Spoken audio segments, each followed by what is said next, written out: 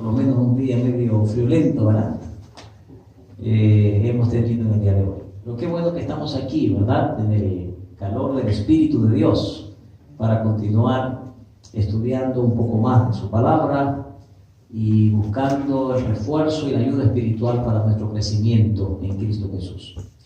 Esta noche vamos a mencionar un par de cosas que tienen que ver con nuestra cápsula de homilética, solo que esta noche no tengo la ayuda de la pantalla, pero lo que vamos a decir ustedes lo van a entender, lo van a comprender muy bien, muy bien.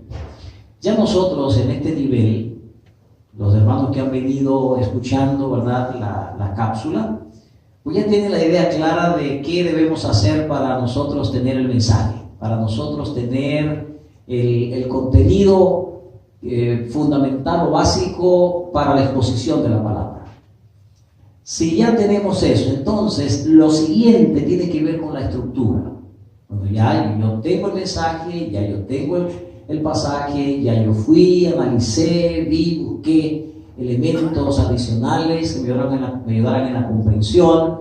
Así que ya tengo todo esto, ya tengo en la mente lo que el contenido, la enseñanza, lo que debo decir.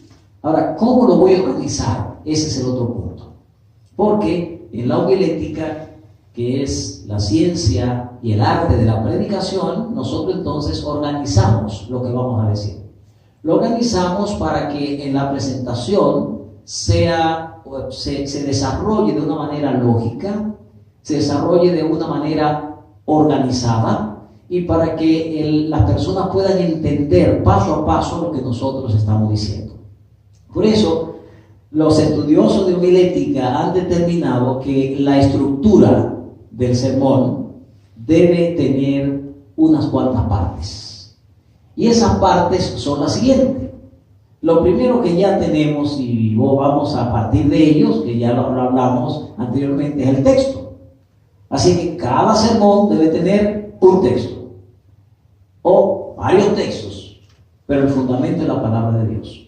Inmediatamente ya tengo el texto y que ya conozco, me he relacionado con él y tengo el contenido de lo que voy a decirle a los hermanos, entonces luego yo tengo que ponerle un título. Yo tengo que ponerle un título a ese sermón que voy a presentar.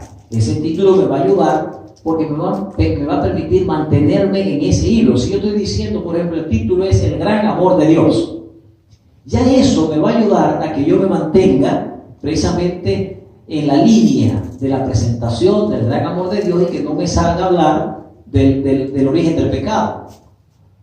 Me vaya entonces a hablar de la segunda venida de Cristo, porque ya lo que me he propuesto hablar es del gran amor de Dios. Así que hay que ponerle un título. Lo otro es que yo tengo que saber cuál es el tema central. Si voy a hablar del gran amor de Dios, el tema ¿cuál es? El amor. Pero ustedes saben que hay muchos enfoques, diríamos, o hay muchos tipos, diríamos nosotros así, del amor entre los seres humanos. O sea, yo puedo entonces, sobre el tema del amor, desarrollar varios temas, muchos temas, dependiendo del texto que yo tengo en la Biblia. Yo puedo hablar del amor de Dios, yo puedo hablar del amor expresado en el sacrificio de Jesús, yo puedo hablar del amor entre los hermanos, yo puedo hablar, ¿verdad?, de diversos aspectos del amor. Por eso, el tema, que es el amor, ahora con el título yo defino hacia dónde voy. ¿Qué amor yo voy a predicar? Acerca del amor de Dios. Porque en mi título yo estoy poniendo que desde del tema del amor, yo voy a predicar del amor de Dios. Digamos que del tema, que es el amor, yo voy a predicar del sacrificio de Cristo. Voy a hablar del amor de Cristo, o sea, el sacrificio de Jesús por amor. Pues ese es un aspecto, ¿verdad? Ese es un aspecto.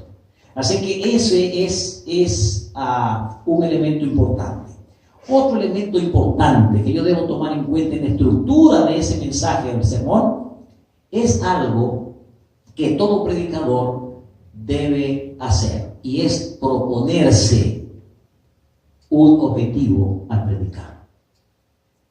Digamos, la proposición, que así se conoce como la parte de esa parte del sermón, es entonces el objetivo que yo tengo, lo que yo me propongo alcanzar. Digamos, cuando yo hablo del amor, gran amor de Dios, entonces yo me propongo que la iglesia acepte el amor de Dios. Entonces, cuando yo me propongo eso, ahora en mi desarrollo, yo voy a tratar de argumentar, a tratar de presentar el contenido organizado en rumbo a que los hermanos entiendan, comprendan el gran amor de Dios.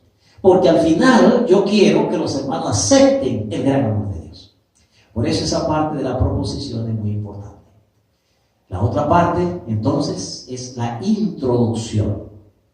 La introducción es precisamente la puerta de entrada del sermón. Todo esto que vimos anteriormente es pura estructura. Nosotros no le decimos, a veces decimos el título del sermón para esta ocasión es este. Y a veces decimos el propósito del sermón es este, pero no siempre decimos eso. Así que esas partes están allí porque ayudan al predicador a mantenerse en el hilo, ayudan al predicador a mantenerse en la ruta, ayudan al predicador a lograr los objetivos de la predicación, pero cuando comienza en sí el sermón es cuando nosotros logramos trabajar esa parte de la introducción. En la introducción, yo le digo a los estudiantes míos que la introducción es como cuando el avión que va a salir enciende los motores, lo coloca en su máxima capacidad y entonces el avión comienza lentamente a moverse, va tomando velocidad hasta que se despega y sigue tomando velocidad hasta que finalmente llega a la altura de crucero y entonces el avión puede seguir su ruta hacia donde debe ir. Realmente el predicar es como un vuelo, es como un vuelo, diríamos, una aeronave que para poder llegar al lugar donde se espera que se llegue, los pilotos tienen que tener una carta de ruta, tienen que saber hacia dónde van, tienen que saber cuál es el puerto al cual van a llegar, el aeropuerto debe aterrizar, debe saber cuál es la altura, debe saber cuál es la velocidad, debe tener todo eso de antemano. En la predicación de igual manera, el predicador tiene que tener de antemano todo eso. ¿Por qué? Porque es la manera como ahora usted va a tratar de que el conocimiento de la palabra de Dios pueda llegar a las personas, pero pueda llegar de una manera que la persona pueda entenderla, que la persona pueda convencerse de eso, que la persona pueda aceptar ese mensaje y finalmente que la persona tome decisión sobre ello. Si no hay esa organización, posiblemente usted va a dar mucho bandazo, posiblemente va a decir cosas allí y de repente pues los mismos hermanos se van a dar cuenta como que usted no tiene una ruta clara, como que algo hay en ese mensaje, como que el hermano está medio perdido. Pero cuando usted tiene todo esto estructurado, entonces la persona está atenta, está mirando, está escuchando, está mirando ese análisis lógico de la palabra de Dios, está mirando los argumentos bien organizados. Así que eso es importante. Esa introducción no debe ser abrupta, esa introducción debe ser una introducción que nos lleve a nosotros suavemente a ir profundizando en la palabra y llegando hasta el punto máximo. Luego viene el cuerpo del sermón. El cuerpo del sermón ahora son las partes que usted las divide. Si yo le voy a hablar del gran amor de Dios, entonces yo divido ese gran amor de Dios en dosis. ¿Ve? El amor, yo voy a hablar del amor, qué es el amor, puede ser, cómo Dios amó al mundo, cómo expresó Dios ese amor, la magnitud del amor de Dios. Luego yo voy a hablar, puedo en ese mismo cuerpo, entonces pasar al tercer punto y es cómo se manifiesta ese amor de Dios a nosotros. Y en tercer lugar yo puedo ahí enfatizar cuál es el resultado de ese amor de Dios. Cuando yo camino de esa manera, voy dando esos pasos y llego al final, usted no se entiende. Sí, Dios expresó un gran amor al crearnos, al sustentarnos. ¿Cómo se manifestó ese amor de Dios? Ya lo entiendo. Y el resultado de ese amor de Dios en mi vida también ahora lo entiendo. Por tal motivo ahora es más fácil yo decir, yo realmente acepto el amor de Dios. Después de esto viene una aplicación, ¿cómo se aplica eso a tu vida y a mi vida? Y finalmente viene una conclusión o el cierre del sermón.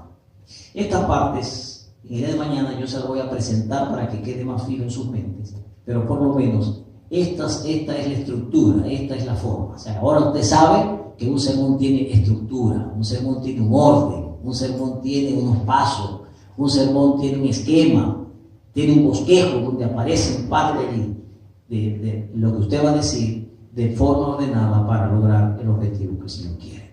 Que el Señor nos ayude, ¿verdad?, a seguir comprendiendo a través de esta cápsula lo que significa ese maravilloso arte y ciencia de la predicación.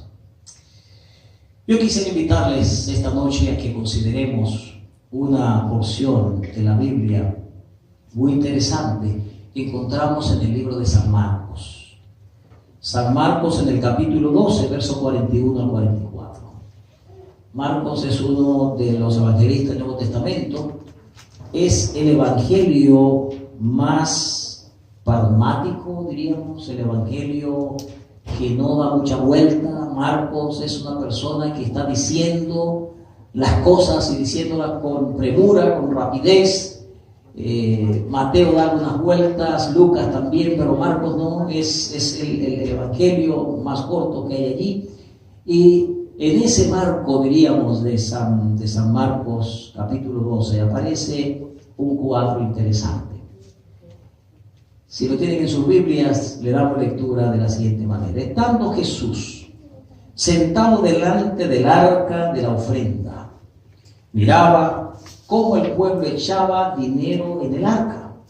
Y muchos ricos echaban mucho. Y vino una viuda pobre y echó 2 blancas, o sea, un cuadrante. Entonces, llamando a sus discípulos, dijo: de cierto os digo que esta viuda pobre echó más que todos los que han echado en el arca, porque todos han echado de lo que les sobra, pero esta de su pobreza echó todo lo que tenía, todo su sustento. Vamos a orar. Señor y Dios, al abrir tu palabra una vez más, recurrimos a la iluminación del Santo Espíritu para que nos ayude a aplicar, a comprender lo que quieres decirnos y a llevar esa enseñanza a nuestras vidas. Gracias porque sabemos que será una realidad una vez más en esta noche, en el nombre de Jesús. Amén. Lo que la Biblia nos dice que Jesús estaba en el atrio del templo de Jerusalén, donde se hallaban los cofres del tesoro del templo, y miraba detenidamente a los que venían, porque ya era una práctica común, los que venían para depositar sus donativos. La tesorería del templo estaba ubicada en el atrio que se conocía como el atrio de las mujeres. Alrededor del atrio había unas columnas, y dentro de esas columnas dentro de las columnas, entonces habían ahí unos cofres en forma de trompetas. Habían varios cofres, eran 13 cofres que había para recabar las ofrendas. Y cada cofre tenía una inscripción que decía qué tipo de ofrenda era la que se echaba allí. Así que teníamos los cofres 1 y 2, que eran para los impuestos del templo, el cofre 3 y 7, que eran para cubrir los costos de las tórtolas, las palomas, la leña, el incienso, todo aquello, ¿verdad? Los vasos de oro, respectivamente. Los cofres del 8 al 12 eran las ofrendas, el sobrante de las ofrendas por el pecado, las ofrendas por la culpa, las ofrendas de aves, la de los nazareos, etcétera, etcétera. Y el cofre número 13 era para ofrendas voluntarias. Así que todo el lugar estaba, ¿verdad?, bien organizadito, donde allí estaban los cofres, y esos cofres que estaban en forma de trompetas estaban hechos de metal. Así que cuando la persona llegaba al templo, ha de esperarse que cada adorador, cuando viniera a adorar, llegara al templo y depositara el donativo o la ofrenda, ¿verdad?, de agradecimiento a Dios. Ya el Señor había establecido que parte del culto tenía que ver con la ofrenda. Y hay una razón, diríamos, por lo que esto el Señor lo puso, ¿verdad? El Señor lo estableció. Uno de ellos diría que es la aplicación espiritual es que así como el Señor Jesucristo se daría como una ofrenda para la salvación de los seres humanos, el adorador también debía, al acercarse al Señor, llevar ofrendas. De igual manera, las ofrendas servían para el sostenimiento del sistema del templo, el sistema sacerdotal. La realidad es que muchos ricos, dice la palabra de Dios, traían sumas elevadas que presentaban con gran ostentación. Y de hecho, era de satisfacción para todos los donantes cuando pasaban por frente a todo el grupo que estaba allí y la gente con expectativa mirando qué iba a pasar. Y aquel posiblemente acaudalado, aquel rico, aquella persona que tenía ofrenda significativa, la dejaba caer. Y mientras caían, esa ofrenda emitía un sonido que implicaba o un sonido que daba a entender el tipo de ofrenda que usted realmente estaba llevando. Así que era un acto relevante, un acto de importancia, un acto trascendente, ¿verdad? Para todo adorador. La gente iba a llevar su ofrenda, pero llevaba su ofrenda con un propósito también de ser reconocido, de que la gente entendiera, ¿verdad?, lo mucho que la persona pues ofrendaba. Pero lo interesante de este episodio es que la atención del Señor, su rostro se ilumina al ver una pobre viuda acercarse al cofre de las ofrendas. Era una mujer muy pobre. La ofrenda que tenía era la moneda más de menos valor, el cuadrante, de menos valor que había. Eran 2 blancas, que equivalían a un cuadrante. Y el cuadrante era la moneda precisamente que tenía el valor más pequeño. Por tal motivo, aquella mujer no tenía mucho que exhibir, ni tenía tampoco una ofrenda por la cual llamar la atención. Ella sencillamente, dice la palabra de Dios, que de manera secreta, humilde, quizá pasó entre la mayoría que estaban allí para que no la vieran mucho, porque lo que iba a dar era insignificante frente a las donaciones que daban los demás. Y sencillamente dejó caer aquellas monedas, aquella 2 blancas, en el cofre de las ofrendas. Jesús llamó la atención de sus discípulos entonces, para decirle a los discípulos que notasen la pobreza de aquella viuda, que mirasen lo que esa viuda hizo, y él expresó que ella entregó, dio una ofrenda mayor que la que todos habían dado. Y esto nos llama la atención, porque esto rompe, diríamos, el patrón que tenemos los seres humanos. Para nosotros, como seres humanos, el más importante es aquel que puede hacer un mayor esfuerzo, que puede dar más, aquel que tiene mucho.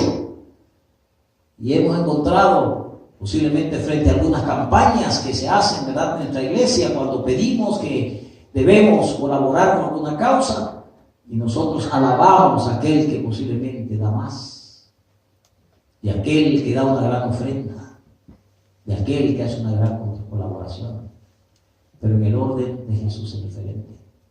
El Señor no trabaja de esa manera. El Señor no mira lo que el hombre mira, porque el hombre mira lo que está delante de sus ojos, le dijo el Señor a Samuel. Pero Dios mira qué cosa. Eso es lo importante. Lo que Dios está buscando de ti no es lo que tú puedes hacer, es tu corazón. Lo importante es que si en tu corazón está alineado con Cristo, está alineado con el Señor, si tu corazón es de Jehová, es de Dios, entonces todo lo que tú vas a hacer va a ser significativo y va a ser en orden a lo que Dios ha establecido. En otras palabras, usted no puede comprar al Señor. No importa lo que usted haga, no importa el sacrificio que usted realice, no importa el esfuerzo que usted lleve a cabo, no importa las tantas oraciones que usted realice, no importa los sacrificios, los ayunos que usted haga. Usted puede hacer cualquier cosa. Lo que usted hace está contaminado por la naturaleza con la cual usted nació, que es una naturaleza comprometida con el pecado. Por eso lo único que realmente cura y lo único que nos permite presentar una ofrenda agradable al Señor es precisamente los méritos maravillosos de Jesús. Y esa mujer echó todo lo que tenía. En otras palabras, en esa moneda la mujer depositó su corazón. Y por eso el Señor le dijo, ella echó más que todo. Desde el punto de vista humano, lo que la mujer hizo posiblemente no era algo que se correspondía con lo que debía realmente ser. Aquella pobre mujer, dice la Biblia, que echó todo su sustento. ¿Cómo es posible que esa mujer llevara a ese lugar? ¿Y cómo es posible que el Señor alabara a esa mujer cuando echó todo el sustento? Y cuando posiblemente esas 2 monedas que ella echó iban a engrosar las arcas de los sacerdotes gordos que estaban en el templo.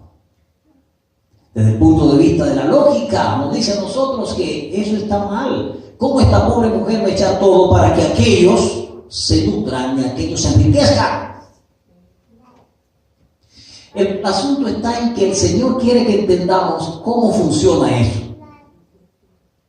Y la forma como eso funciona es que el Señor está trabajando contigo y conmigo. El Señor está mirando que esa mujer, que esa pobre viuda, que echa todo lo que tenía, dependía totalmente de Dios. Y en su dependencia de Dios, Dios supliría por ella. Ella creía en el sistema que Dios había establecido. Ella creía en el orden del santuario. Ella creía porque Dios lo estableció. Por supuesto, se había corrompido. Y al corromperse, muchas personas decían, bueno, no, ¿cómo vamos a darle una ofrenda a los sacerdotes? Pero esta mujer, en su sinceridad, ella no estaba mirando a los sacerdotes. Ella estaba mirando ¿a quién? Al Señor que ordenó el sistema. ¿Sabe que yo me he encontrado a veces con hermanos que dicen, ¿cómo yo voy a dar mi dinero para la iglesia para que lo use de esa manera? Otros dicen, no, ya he ayudado mucho. Otros pueden decir, es que ya la organización, la estructura de la iglesia usa los recursos de una manera y yo no es verdad que voy a darle mi dinero allí. Cuando nosotros miramos eso de la perspectiva de Dios, nosotros estamos desenfocados. Cuando tú le das, no le das a la iglesia, tú le das al Señor. Los clientes en experiencia me dicen, cuando el Señor Jesús me dice, yo digo, pero ¿cómo el Señor se atrevió a alabar a esta mujer por lo que hizo? Cuando yo decirle, mira mujer, coge tus 2 moneditas, vete, no seas tonta, cómete eso, ve. ¿Cómo tú le vas a dar eso a estos tiburones? Dicen. Pero el Señor no está mirando eso. En la causa de esos, el Señor la tiene en su mano, pero en su mano está también la causa de esa mujer. Y cuando ella echó con confianza, echó con seguridad, echó con satisfacción, lo echó para Dios.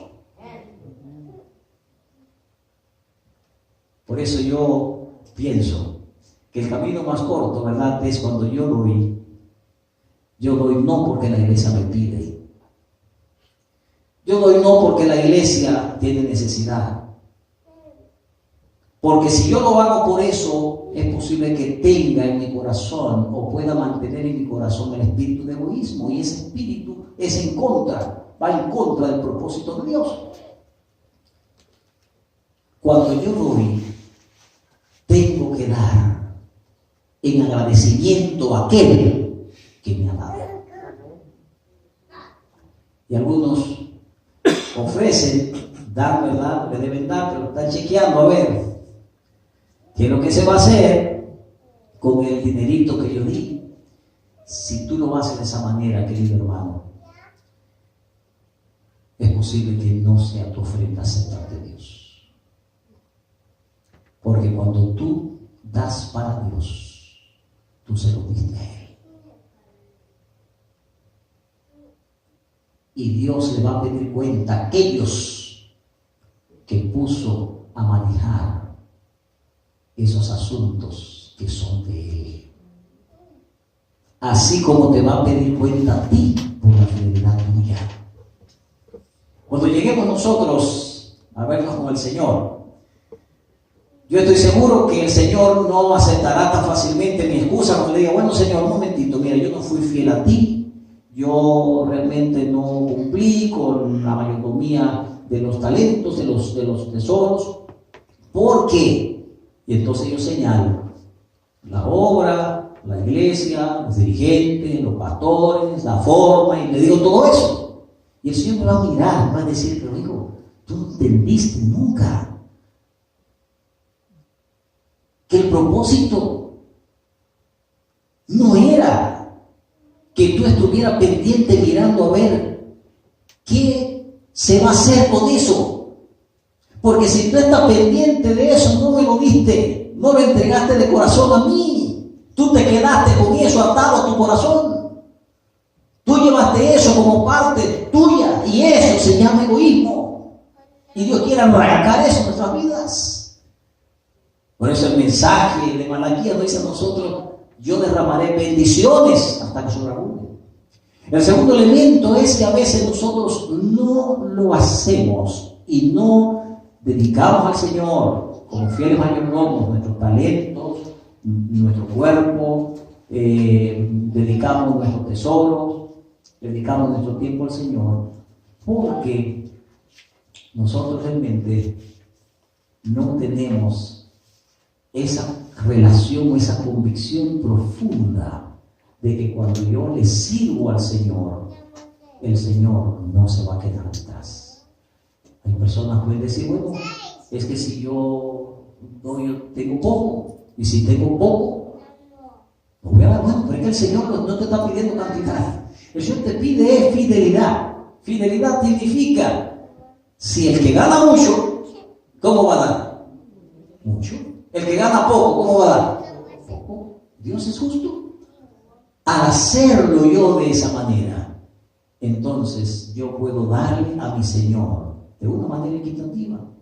Y lo que el Señor va a hacer conmigo, de hecho no necesita mi dinero, Él está haciendo un trabajo conmigo para salvarme y arrancando de mí aquellas cosas que me mantienen atada. Porque dijo Él claramente, donde está vuestro tesoro, ahí está vuestro corazón. Cuando yo miro este episodio, me lleno de satisfacción al mirar cuán justo es el Señor. Esta mujer creía en el servicio del templo, creía que había sido ordenado por Dios, anhelaba hacer cuanto pudiera para sostenerlo, hizo lo que pudo, y su acto había de ser un monumento a su memoria para todos los tiempos, y su gozo en la eternidad. Ese tipo de adorador es el que el Señor quiere realmente que nosotros seamos. Jesús dijo acerca de la pobre viuda, echó más que todos.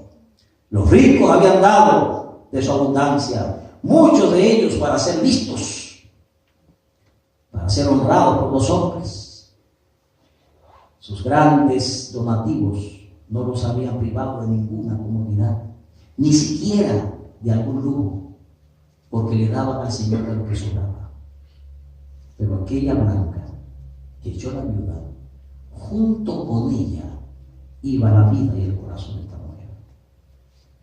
Es el motivo de lo que nosotros hacemos, lo que Dios mira. Cuando yo actúo de corazón y entrego al Señor lo que Él me pide y hago lo que Dios quiere, entonces el Señor me bendice.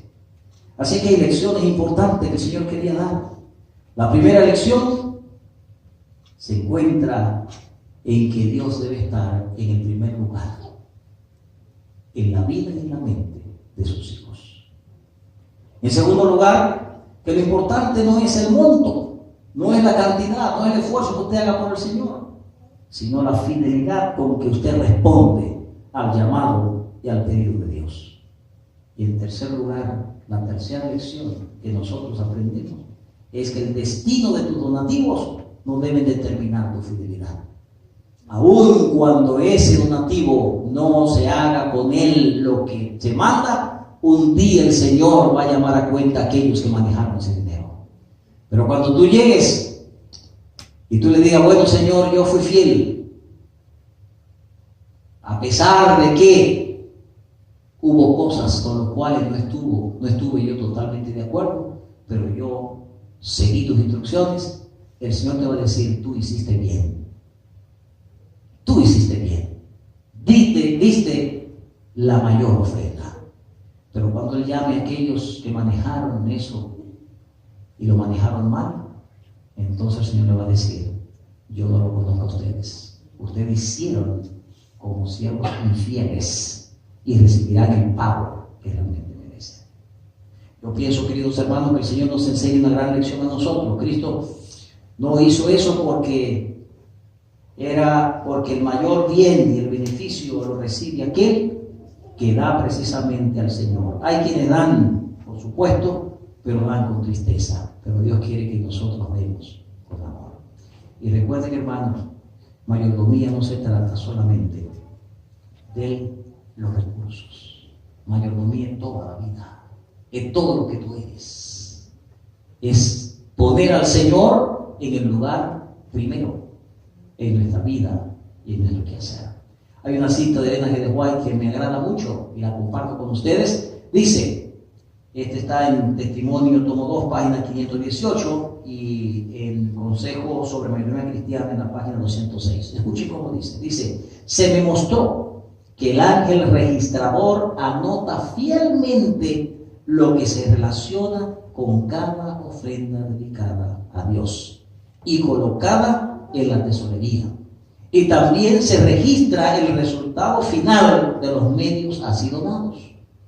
El ojo de Dios percibe cada blanca dedicada a su causa y la voluntad o renuencia del donante.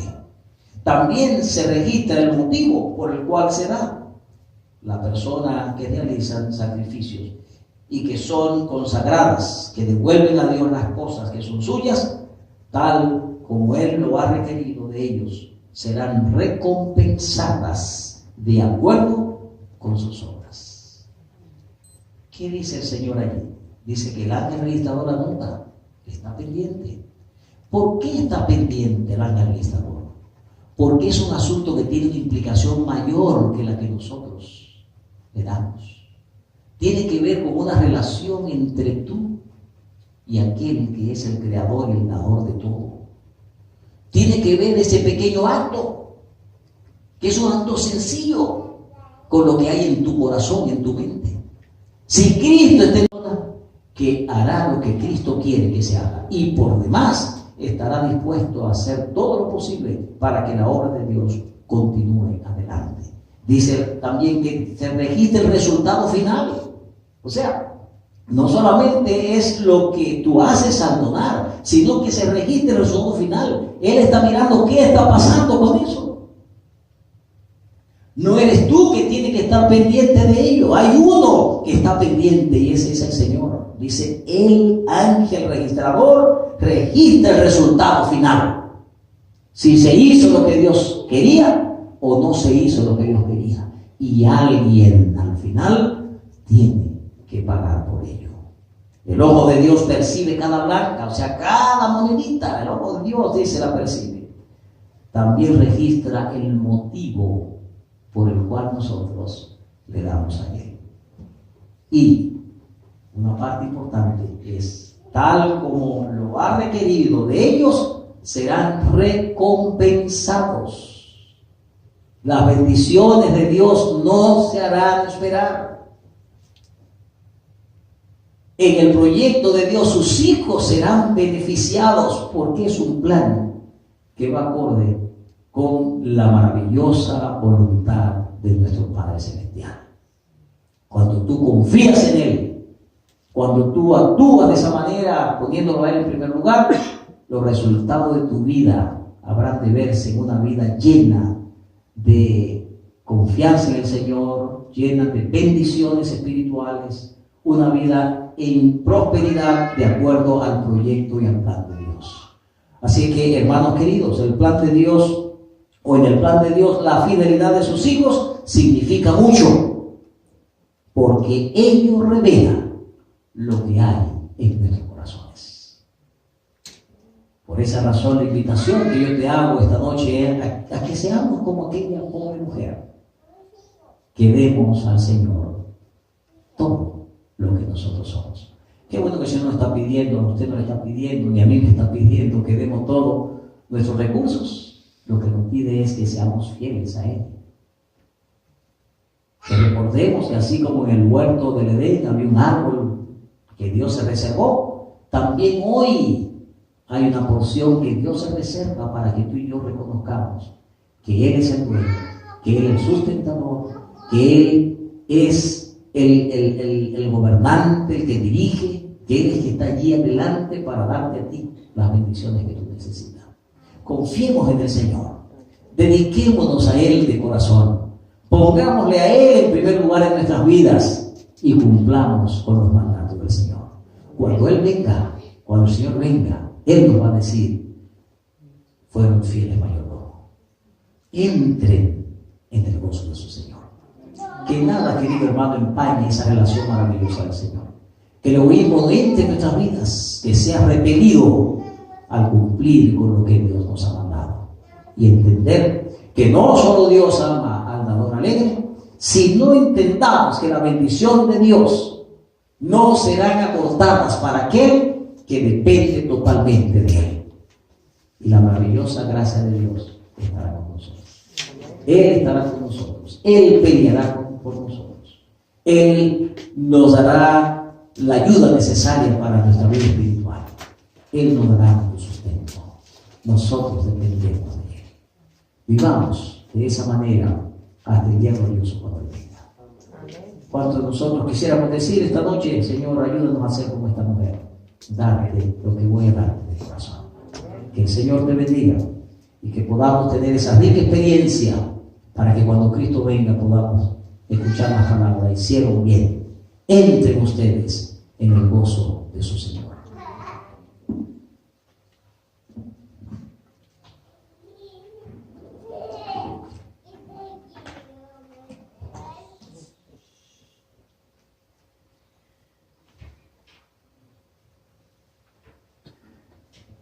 Como es normal, vamos a tener una oración pidiendo al Señor que Él nos ayude a hacer lo que Dios quiere que seamos. Creemos mucho nuestro Padre nuestro que estás en los cielos.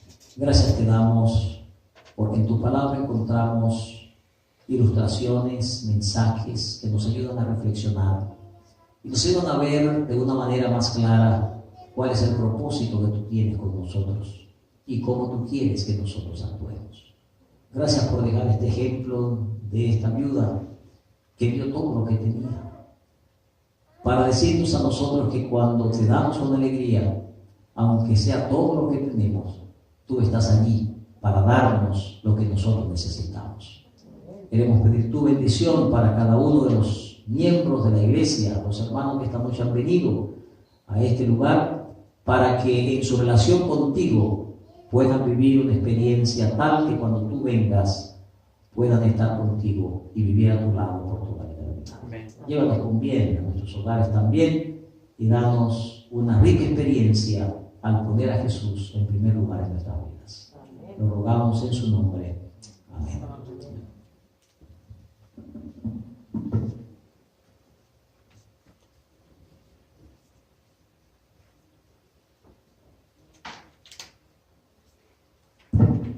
Vamos a cantar nuestro coro de, vamos a estar en pie de nuevo, vamos a cantar.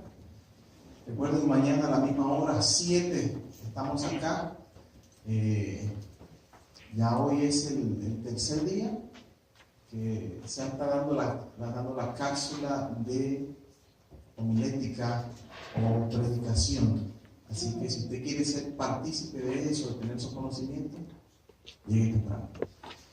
Y traen algo mañana también. para que no se pierda este mensaje maravilloso.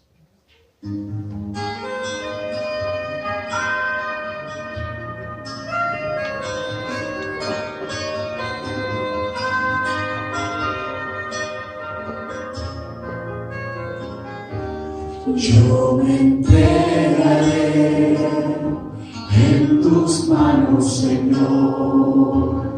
Quiero hacer lo que quieras para mí.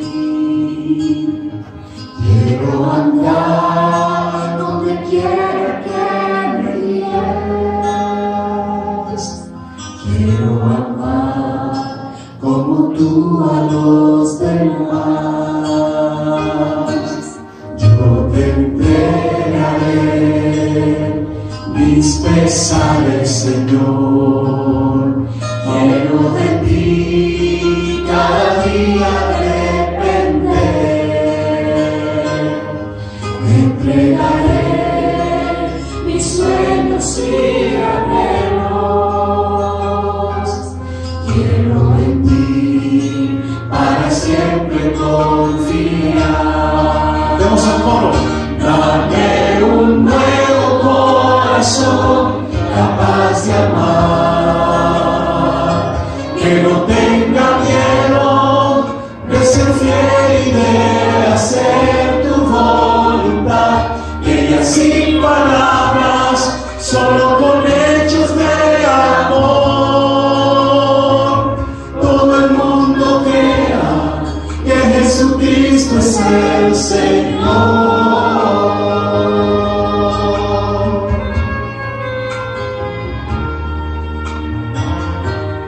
Hazme caminar en tus pasos, Señor, aunque vivir sea difícil para mí, pues estarás cada día a mi lado, y junto a ti no tendré ya que temer. Dame un nuevo corazón capaz de amar, que no tenga miedo de ser fiel y de hacer tu voluntad, que ya sin palabras, solo con hechos de amor, todo el mundo crea que Jesucristo es el Señor.